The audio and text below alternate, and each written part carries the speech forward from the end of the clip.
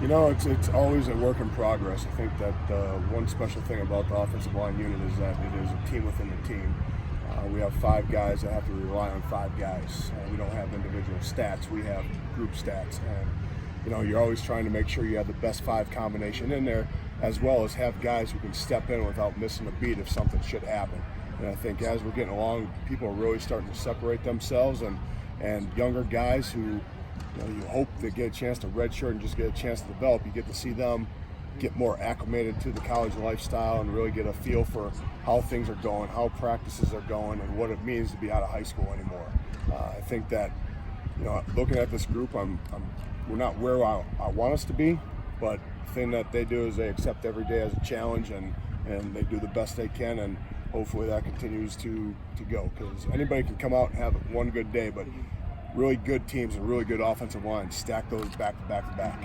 So we've heard from Coach Helton talk about the line of scrimmage, holding that there, whether it's in Saturday scrimmage or even in practice, is a real challenge right now. I mean, what is it that you're seeing from this group that's got to really improve practicing against this defensive front that, from what we've heard, is really control? Well, the great thing about us going against this defense every day is we don't have to face this defense every single week. So I think that our defense being as good as it is and executing the way that they do does nothing but help us. Does it make me a little more frustrated? Do I have a little more gray hairs? I sure do, but that's part of it. It's a great experience for them to go against Malone and the other guy, Madden, those guys that are there, because we're going to see caliber like that, but not every week. And so for us to see this week in and week out, I really think it presents a challenge that we get to see on a daily basis.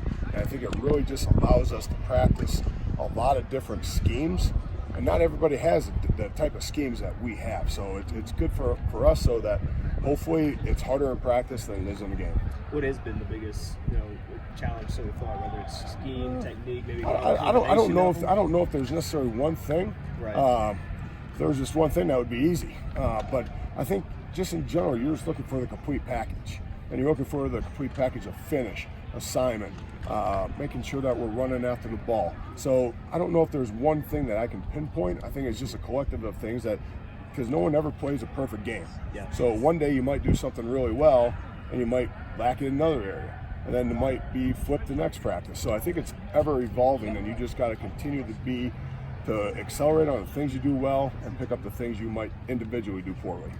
This being your first year as a specific position coach, what are you learning now coaching these guys? I'm learning that every kid is different. All right, every kid is absolutely different, and some people need a little more attention. Some people are more visual. Some people are more walkthrough. And as long as you take the approach of and have patience and understand that every person understands differently. Now, at a certain point, they need to help you out as well, because you can go ahead and show them the patience of a saint, but at a certain point, they need to start executing what you're teaching them to do. So, patience is definitely key. I think it's probably going to make me a better parent, better husband. But I love these guys. I'm honored to be their coach, and no place I'd rather be. And how beneficial has it been to return a lot of guys that were starters last year? Oh, it's you can't express how thankful you are when something like that happens, because you have guys who've been in the fire, guys who have understanding of what it's like to be in a game situation, and to see them just be able to help the young guys along, or if we're replacing somebody or somebody has to fill in, the way that they just take them underneath their wing and don't expect them. They know they don't have to baby them. They're just helping them along because they expect them to come in and just not miss a beat.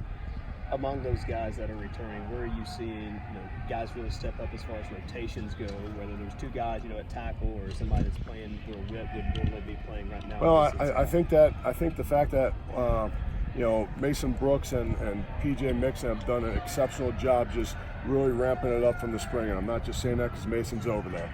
All right, those guys have came in and they've dedicated themselves through the summertime and through fall camp. Do they make their mistakes? Sure, but again, no one has a perfect game, and they've really come in and they've stepped up, and they're trying to learn the best they can. They're executing the best of their ability.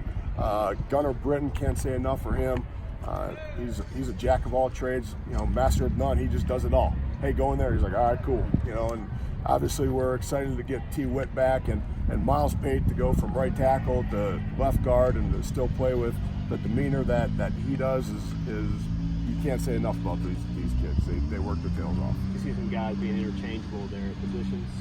Well, that's how it's got to be. Yeah. I mean, at the end of the day, I always tell them, I say, hey, the more you can do, the harder it is for them to fire you. So, you always want to make sure the more you can do, as long as you mentally can handle the different positions. I want to be able to play guys at multiple spots because you never know what's going to happen. If there's a bad game and people get dinged, I mean, that's part of football.